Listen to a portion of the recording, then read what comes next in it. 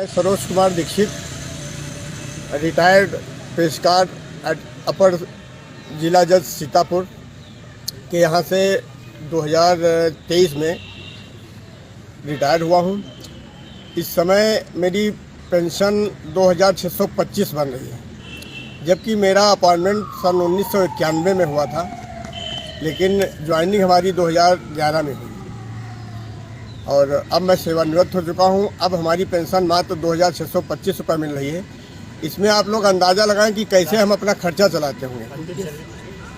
अंतिम सैलरी हमारी 58,000 के लमसम थी, लेकिन अब पेंशन हमारी 2625 रुपये बन रही है। उसमें कैसे परिवार का गुजारा होता है, नई NPS के तहत 2625 रुपये हमें मिल रहे हैं। उसमें किस तरीके से हमारा गुजारा होता है ये हम ही जानते हैं। धन्यवाद।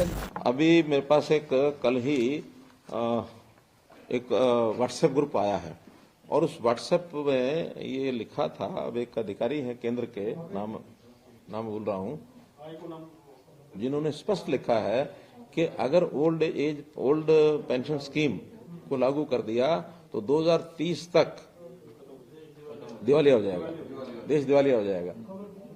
और ये बिना पार्लियामेंट के अब इसको कोई लागू कर नहीं सकता। इवन अब राजस्थान ने भी इस विषय को वापस ले लिया कि हम नहीं कर सकते। तो जो घोषणा तो एक पॉलिटिकल घोषणा होती है, पॉलिटिकल। और मैं कहता हूं आपको एक 2006 का स्टेटमेंट मनमोहन सिंह जी का ये सुनना चाहिए पार्लियामेंट का। ये मनमोहन सिंह जी ने उस समय ये विषय चलाया था। उनको एक इकोनॉमिस्ट तो सब मानते हैं ना, प्रधानमंत्री जैसे थे सो थे, लेकिन इकोनॉमिस्ट अच्छे थे वो। तो उस नाते से उनकी स्टेटमेंट है कि हमको आगे बढ़ते हुए सारे सिस्टम में जितने लोगों को हमने एम्प्लॉय बनाना है, जितने लोगों को कर्मचारी बनना है, और उसके नाते से वो एक दबाव बढ़ता है और उसके हिसाब से जो पेंशन और जो सैलरी बढ़ती है और सैलरी के साथ पेंशन बढ़ती है, उस पेंशन के कारण से आगे चल करके हम सारे काम रोक करके इसी चक्कर में रह जाए। दुनिया की बहस कर रहे हो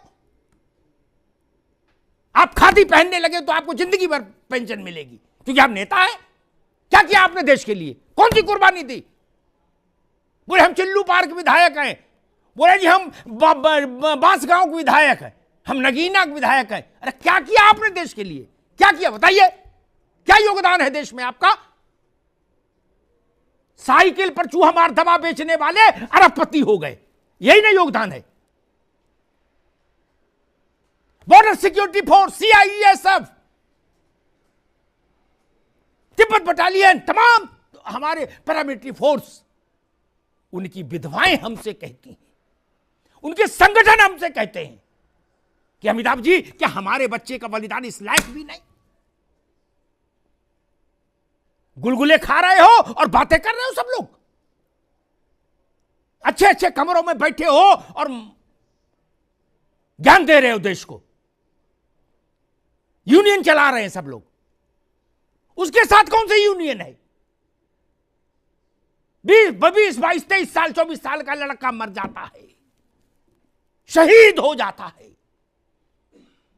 कितने नेताओं के लड़के हैं सेना में बता दो? कितने नेताओं के लड़के गए सेना में? कितनी लाश शहीद होकर आए बता दीजिए। कोई तुलना है देश के लिए आप और उनके योगदान की? नेता ने अपना लड़का नेता बनाया, बोले बेटा 4 बार विधायक मैं रहा, 4 बार तू रहे। फरुखाबाद में एक सीट है, मोहम्मदाबाद थी, अब अमृतपुर नाम हो गया अगर मैं सही याद कर रहा हूं।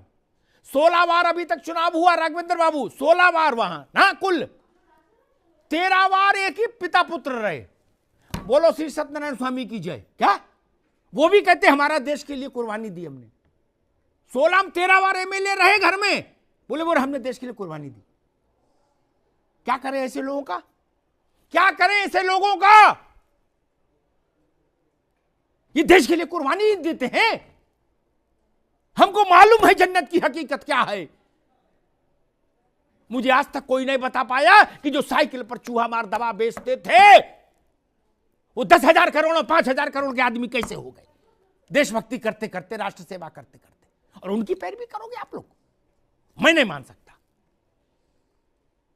बॉर्डर पर जो हमारा जवान है, हमारे कलेजे का टुकड़ा है, भारत माता की आंख का तारा है, वो जब लौट कर आता है 4 कंधों पर